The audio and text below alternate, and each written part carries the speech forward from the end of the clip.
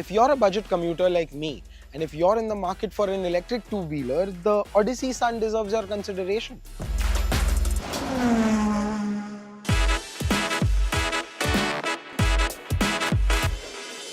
For an ex-showroom price of 94,000 rupees, it promises a range of 130 kilometers with its 2.9 kilowatt-hour battery. It goes up against the Ola S1X, the Ather 450S, and the Bajaj Chetak based on its range. Its classic, almost European retro-themed design looks really nice. It almost reminds you of the Suzuki Access and the Vespa, but it's definitely refreshing. Up front, there is a large squarish LED headlamp. You also get LED indicators and tail lamp in the form of the Odyssey logo. The overall look is clean, slightly premium, not flashy, just elegant, and it's also available in 4 colors: Phantom Black, Ice Blue, Patina Green, and Gunmetal Grey as seen here. All with a soft metallic finish that unfortunately can scrape off while parking in a tight parking space.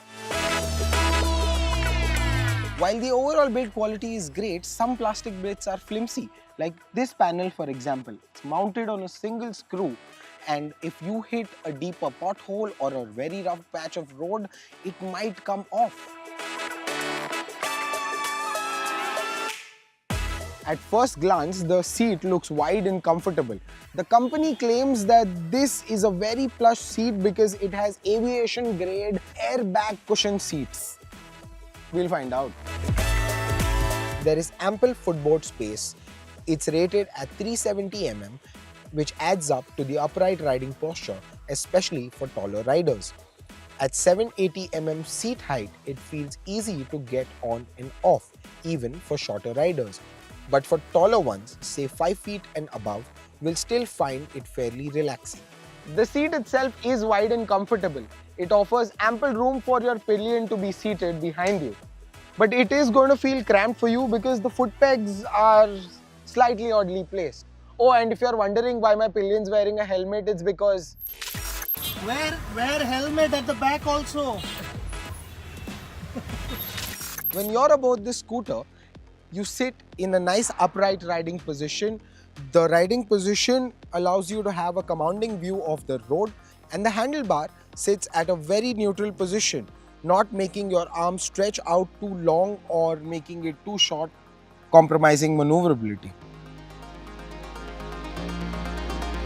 The switchgear is well placed, easy to use, and has a very satisfying click to it. The underseat storage is a generous 32 liters, which means it will fit a half-face helmet and a few bags. But if you're like me and if you're going to lug around this big charger, then it might hinder your storage capacity a little bit. Between the bars, you get a digital speedo, simple, functional, and easy to read under the glaring sunlight. It displays your speed, battery percentage, and fault indicators. No fancy app connectivity here, but it keeps things minimal and rider focused. Now the Odyssey Sun sits on telescopic front suspension and heavy spring-loaded rear setup, both tuned for city comfort. Braking is handled by disc brakes at both ends, a large 315 mm rotor at the front and a 220 mm disc at the rear, which is quite solid hardware for a scooter in this segment. Now why it needs a 315 mm rotor up front is a mystery, since the top speed of the scooter is rated at 70 km/h.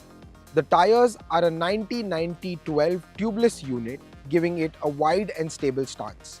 Ground clearance 170 mm, which means it should handle speed breakers and bad patches easily. Although, based on Indian road conditions here in Mumbai, no scooter is safe. The charging port, it's slightly oddly placed for my liking. And speaking of charging, the Odyssey Sun comes in 2 variants, a 1.9 kWh and a 2.9 kWh. The 1.9 kWh takes about 4 hours to charge fully, and the other one takes about 4.5 hours. On a single charge, the 1.9 kWh variant claims a range of around 85 km, and the 2.9 kWh claims a range of 130. The battery and motor both come with a 3-year or 40,000 km warranty. which is reassuring for an EV in this price range, and there is regenerative braking too. The overall ride quality is decent, acceleration is smooth, and the throttle functions like any other throttle. At times I felt the throttle to be slightly jerky, but that's a minor niggle, and if you end up buying this scooter, I implore you to not overcompensate by twisting the throttle more aggressively. It also gets a reverse function. So in case you're stuck in one of those tight parking spaces, or one of those mall parkings, or even on those roads where you have those inclines, you could back up really easily. On my commute to work and back, the scooter glides over potholed roads and it handles itself well. It doesn't throw you around, and the suspension carries you over the potholes and loose gravels and bad roads quite smoothly. You don't need to muscle the handlebar around to manage your way through, but I recommend you drive over them slowly. This scooter does not get ABS or combi braking, which I think could have benefited a first-time buyer. The Odyssey SUN is not chasing performance or tech gimmicks. It's aimed at riders that are looking for comfort, range, and simplicity. It's for riders that are, say, college-going kids or an older gentleman in their late 60s. And if you have 90,000+ rupees to shell out, this deserves your attention. Now, how do you like this scooter? Do let us know in the comments. And as usual, for everything else related to auto, follow Overdrive.